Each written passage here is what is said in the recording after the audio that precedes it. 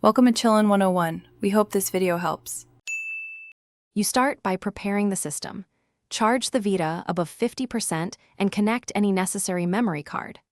Once done, open Settings from the Live area and navigate to Application Data Management. This is where Save Files live.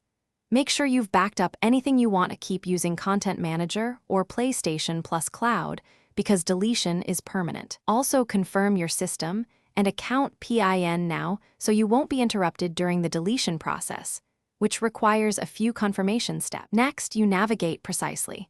Go to Settings, right arrow Application Data Management, right arrow Save Data Utility, PS Vita. Once there, choose whether the save is on system storage or the memory card. Select Save Data for Application and find the exact game title.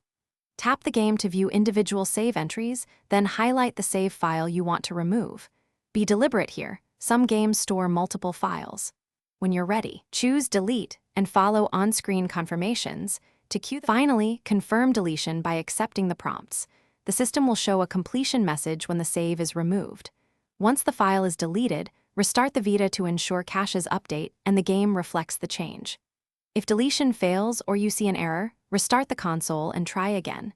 Check for corrupted save flags or insufficient permissions if problems persist. If you backed up the save, use Content Manager to restore it. Otherwise, the data is permanently gone, so proceed carefully. Thanks for watching. Consider subscribing if we helped you.